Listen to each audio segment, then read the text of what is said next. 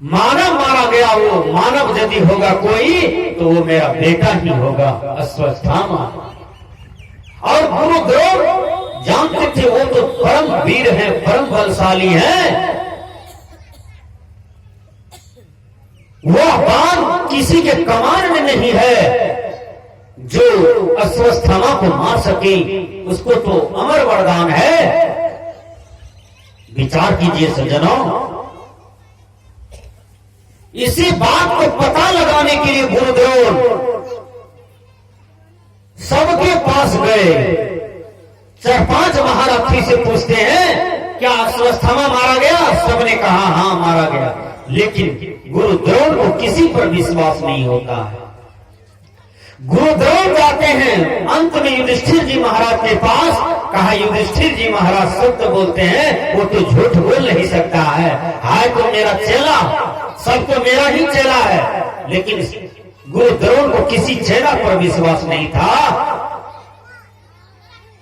जैसे बाबा मिहिर को 2 चेला पर ज्यादा विश्वास हुआ, संतसेवी जी महाराज और शाही जी महाराज पर।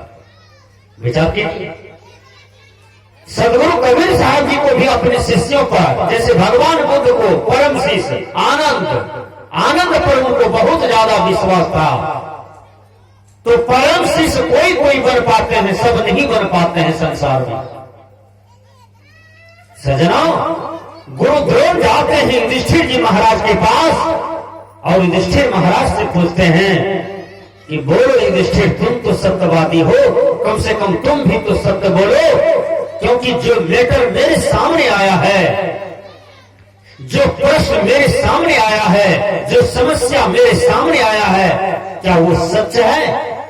क्या अश्वत्थामा नाम का हाथी मारा गया कि मानव मारा गया? तो युधिष्ठिर जी महाराज कहते हैं अश्वत्थामा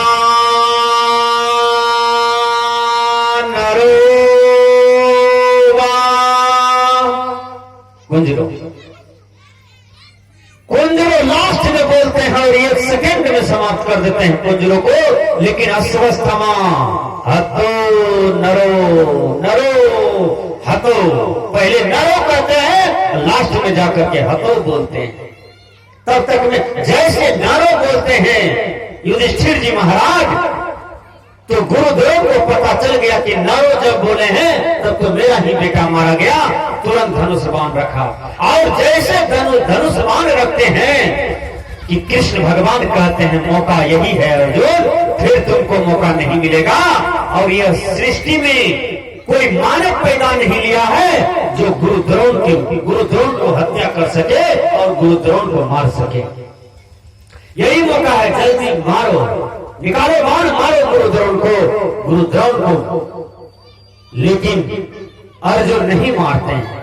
गुरुद्रोण को मारने का संकल्प किया था एक राजा, और वो राजा रथ को बढ़ाते गए, ऐसी तलवार मारा कि गुरुद्रोण को हत्या कर दिया।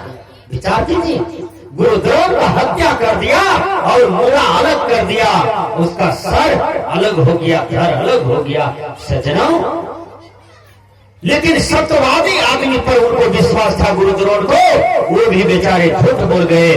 जिंदगी भर युधिष्ठिर जी महाराज सत्य बोलते रहे और एक झूठ के चलते युधिष्ठिर जी महाराज नरक में चला गया। विचार कीजिए, केवल गुरु जी से झूठ बोले, वही झूठ के चलते नरक में चला गया। आज आदमी भजन भेद लेता है, दीक्षा लेता है, अब भजन भेद दीक्षा माला कंठी भी लेकर के आदमी झूठ बोलते रहते हैं।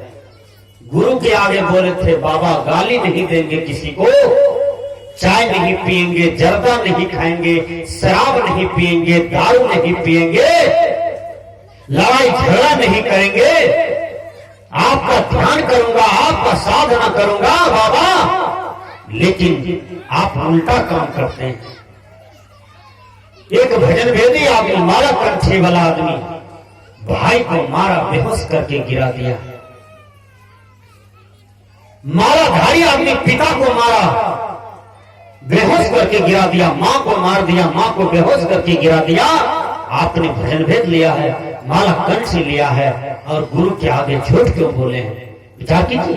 क्या गुरु जी ने कहा था माँ बाप को मारना, भाई को मारना, पत्नी को मार करके धरनी में टांग देना, पत्नी को मार करके सूली पर टांग देना? यही भजन भेद का लक्षण है। जब आप भजन भेद लिए हैं, माला कंठी दीक्षा लिए हैं, सत्य अहिंसा का चिन्ह पहने हैं, आपने धारण किया, तो फिर आपके जीवन में झूठ क्यों है, चोरी क्यों है, छल प्रपंच क्यों है, अहंकार विकार क्यों है? आपका जीवन बेदाग होनी चाहिए, आपका जीवन शुद्ध होना चाहिए, आपका जीवन कागज की तरह साफ होना चाहिए, एकदम पूरा कागज की तरह। तो मैंने कहा कि सदगुरु कबीर साहब जी कहते हैं, रतन का जतन कर। ये जीवन रतन है। ये जीवन देखिए कितना महंगा है। एक आदमी आ जाए और आपको कहे कि माता जी आपका बाल बहुत सुंदर है, 2 हाथ का बाल है, 3 हाथ का बाल है, मैं आपको 3000 टका देता हूं, ये सारे बाल हमको कपार से छील करके दे दीजिए। आप दीजिएगा? दीजिएगा बाल? ये बाल दीजिएगा? नहीं दीजिएगा। कितना महत्व है आपका शरीर में जो बाल है, कितना महत्व है उसका। कोई आपके पास आवे और कहे माँ जी आपका नाक बहुत सुंदर है, लंबा नाक है और खड़ी नाक है, 50,000 रुपया देता हो, तुम अपना नाक काट करके हमको दे दो। क्या आप नाक दे सकते हैं? कोई भी आदमी इसमें हाथ उठाइए। कोई आदमी नाक बेचिएगा 50,000 में, हाथ बेचिएगा 50,000 में, पैर बेचिएगा 50,000 में? आपका जीवन का कितना महत्व है। इसलिए कबीर साहब जी कहते हैं, रतन का जतन कर। ये शरीर मिला, ये जीवन मिला, तो इसका जतन कर। हे भैया जतन कर, मतलब इसको बर्बाद नहीं करो।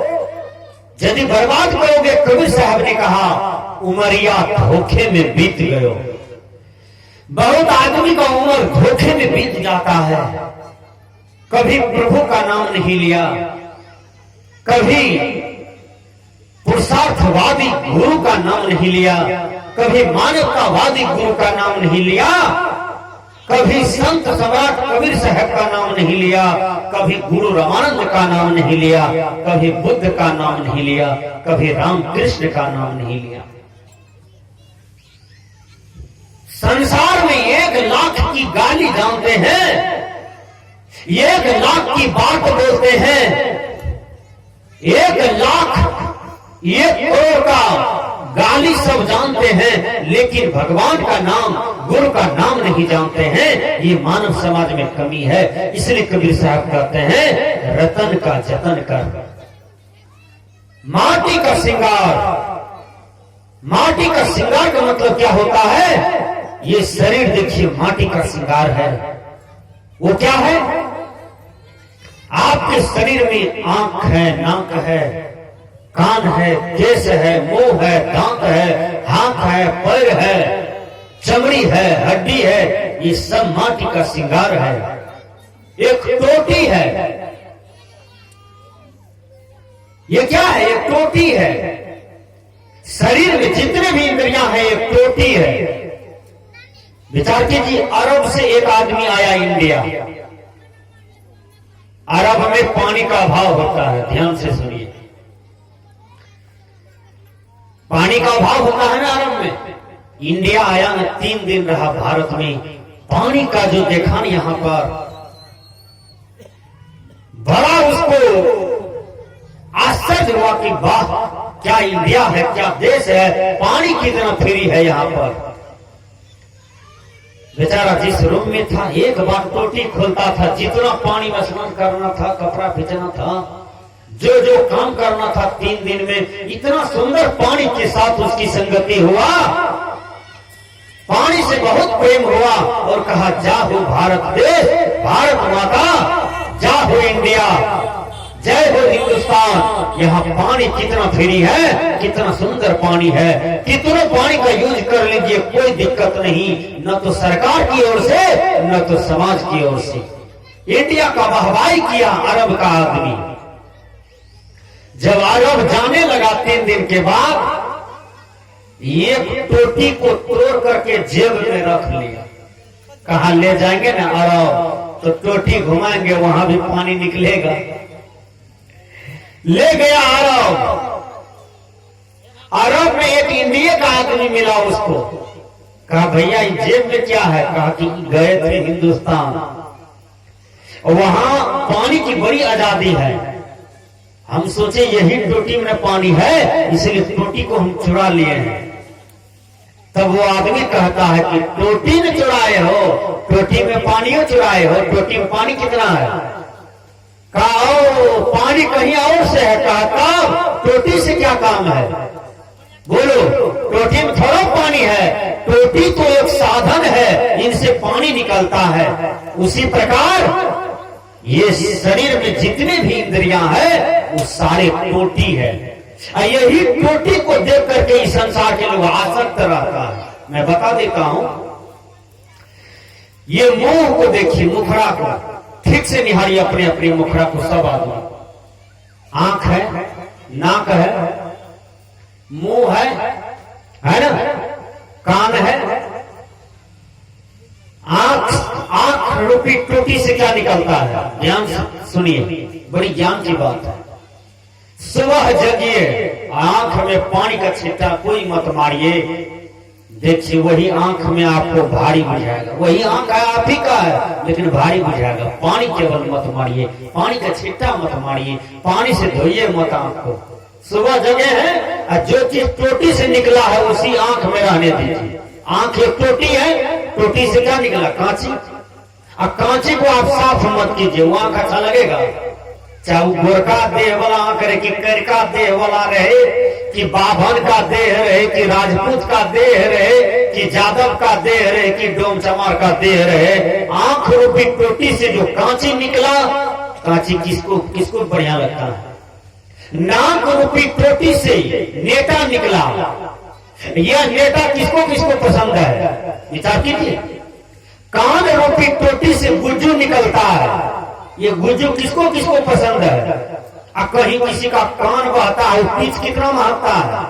बोलिए, अब पीछ किसको किसको बढ़िया लगेगा सुनने में? बोलिए। एक कटोरी कान का पीछ आपको रख दिया जाए और कहे इसको 3 दिन सुनो, कई दिन सुनिएगा उसको? सुनने में आनंद आएगा? तो ये शरीर में जितने भी इंद्रियां हैं सब टोटी है। ये टोटी को देख करके संसार के लोग आसक्त रहते हैं, मरते हैं। किसी को सुंदर कहते हैं, किसी को खराब कहते हैं, किसी को गोरा कहते हैं, किसी को काला कहते हैं, किसी को नाटा कहते हैं। ये मनुष्य की अज्ञानता है। शरीर माध्यम धर्म धर्म साधना, सभी साधनों में शरीर प्रमुख और प्रथम साधन है। ये शरीर से मुक्ति प्राप्त करें, शांति वाला काम करें, ये शरीर से परोपकार करें, ये शरीर से दीनहीन का सेवा करें, ये शरीर से गरीबों की सेवा करें, यह शरीर से समाज का उपकार करें, राष्ट्र का उपकार करें। यह शरीर यदि भारत माता का सेवा में भी काम करना पड़े तो आप भारत माता की सेवा करने के लिए भी तत्पर हो सकते हैं। क्या आपके देश पर चीन आक्रमण करता है, आपको बर्दाश्त है? आपके देश पर पाकिस्तान आक्रमण करना चाहता है, आपको बर्दाश्त होगा? नहीं होगा। आपका देश, देश का मतलब मां, जिस मां से आपने जन्म लिया वो मां के साथ कोई बलात्कार करना चाहता है, उस मां का कोई इज्जत लूटना चाहता है। इसमें से एक भी आदमी हाथ उठाइए कि ये घटना हमको प्रिय है या पसंद है या बर्दाश्त होगा।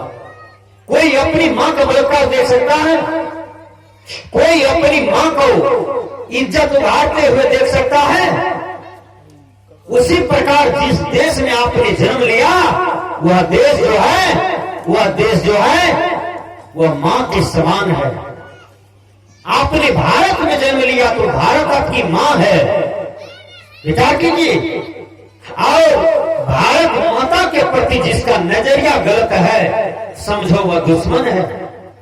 चाहे वो बंगाल रहे कि पाकिस्तान रहे कि रूस, ब्रिटेन, अमेरिका, जापान रहे कि चीन रहे, जो भारत माता की इज्जत की तरफ उंगली उठाता है उसकी उंगली काट लेना, यह भी देश का सेवा करना हुआ, यह भी देश का हित में बोलना हुआ, देश के हित में जगना हुआ, देश के हित में मर मिटना एक प्रकार की बहुत बड़ी सेवा है। इसलिए संत महापुरुषों ने कहा, वीर तुम बढ़े चलो, धीर तुम बढ़े चलो, हाथ में ध्वजा रहे, बाल ढाल सजा रहे। अरे दुनिया के लोगों, अरे वीरों, तुम बढ़ते चलो, बढ़ते चलो। कहा कौन सी मार्ग में? कहा जब देश पर खतरा हो जाए तो देश की सेवा करने के लिए भी आगे बढ़ो। जब घर परिवार पर खतरा आ जाए तो घर परिवार की रक्षा के लिए भी तुम आगे कदम बढ़ाओ। देखिए, जब तुम्हारे समाज पर खतरा आ जाए तो समाज की रक्षा के लिए भी तुम जीवन दान दे सकते हो। कैसे? एक आदमी के घर में 4 डकैत घुस गया। कुछ युवक पढ़े लिखे थे, घर से आए, पूर्णिया से आए थे, घर में थे, और युवक ने पढ़ा था कि समाज का रक्षा करना दुनिया में सबसे बड़ी सेवा है। उस सभी युवक एक ही बैठक में सोए थे, खा पी करके, सब साथी था, लेकिन सब सच्चा विद्यार्थी था।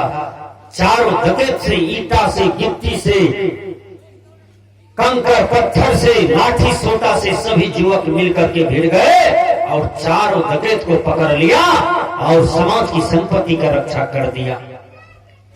घर में घुसा किसी के यहाँ, लेकिन समाज का युवक ने चारों को पकड़ लिया, चारों से टक्कर लिया और चारों को जेल भगवा दिया, जेल में घुसा दिया और चारों को धर दबोच लिया। इसी को समाज की रक्षा कहा जाता है। आज पड़ोसिया का भैंस खुल गया, हम हंसते हैं, भले हुआ, बढ़िया हुआ, बड़ दूध खाए रहे, हम 1 किलो दूध मांग लिए, दूध होने दल के हमरा कहियो, भले खोल लगे। ये घटिया सोच है भैया।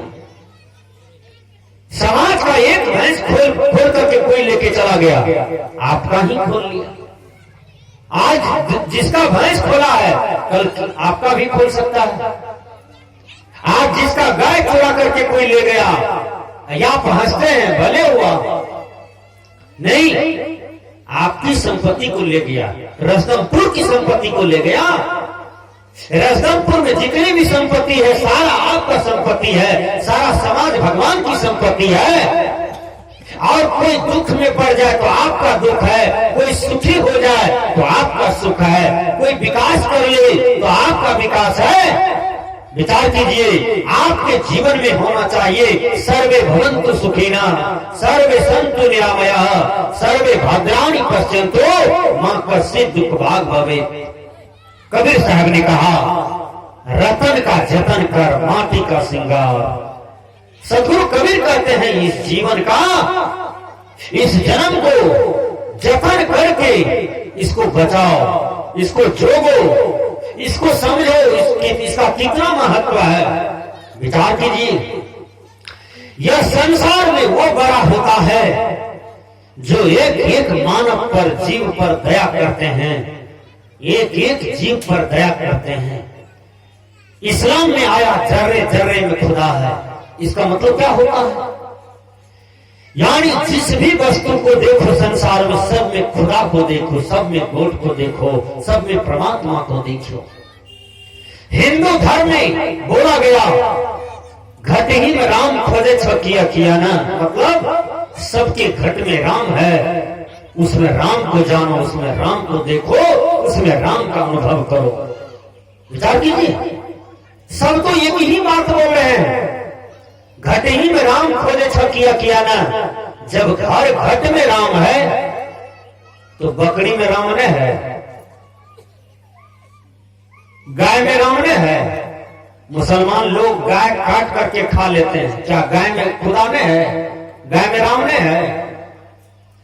जब जर्रे जर्रे में खुदा है तो गाय काटना कौन सी धर्म है? किस महापुरुष ने आपको छुरी दिया हाथ में कि तुम गाय को काटो? ये भगवान खुदा गॉड कहते हैं काटने के लिए।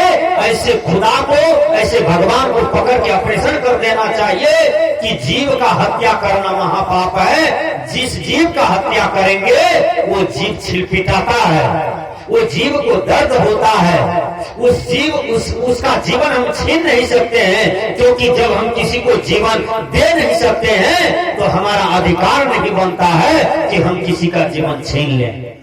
बनता है? नहीं बनता है।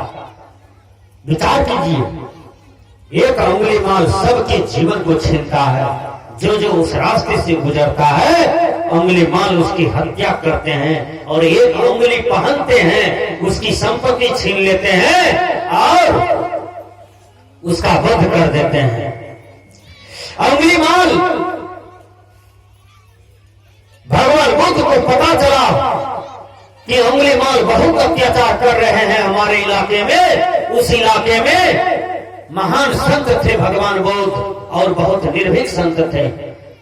जैसे आपके इलाके में मैं आता हूँ, आप सोचते हैं कि रणबीर बाबा मेरे पड़ोसी हैं, क्यों न मैं उसको बुला करके सत्संग करवा लो। मैं दुनिया बाहर ढूंढने क्या जाओ, बगल में रणबीर बाबा है, उसको बुला करके सत्संग करवा लो। उसी प्रकार भगवान बुद्ध को पता चलता है कि अंगुली माल अत्याचार कर रहा है। उस अंगुली माल को सामने भगवान बुद्ध जाते हैं और अंगुली माल कहते हैं ठहरो। भगवान बुद्ध ने कहा मैं तो ठहर गया, तू कब ठहरेगा? अंगुली माल कहते हैं आज तक मेरे सामने कोई नहीं बोल पाया। ये कैसा आदमी है जो हमसे बात करता है, इसको डर नहीं लगता है? जबकि 1 मिनट के अंदर में इसका हम अभिबंध कर देंगे, इसको डर नहीं लग रहा है। फिर अंगुली माल कहते हैं ठहर जाओ। भगवान बुद्ध ने जोर से कहा मैं तो ठहर गया, तू कब ठहरेगा? फिर अंगुली माल कहता अरे ये तो हमसे डटिया के बात कर रहा है, आंख में आंख मिला के बात कर रहा है। इसका कलेजा कितना बड़ा है, कितना महान कलेजा है इसका कि हमसे डट करके बात कर रहे हैं। विचार कीजिए। फिर कहते हैं मैं ठहरो। फिर भगवान बुद्ध ने कहा मैं तो ठहर गया, तू कब ठहरेगा? विचार कीजिए सजन। अंगुली माल हाथ में तलवार लेकर के आए, भगवान बुद्ध को गला में सटा दिया। लेकिन भगवान बुद्ध साधना का सिद्धि महात्मा था, और जैसे तलवार सटाया कि तलवारें काम नहीं किया, हाथ कम कपा गया, हाथ काम नहीं करने लगा। एक भी इंद्रियां अंगुली माल का काम नहीं किया, न हाथ, न पैर, न दिल, न दिमाग, न बुद्धि।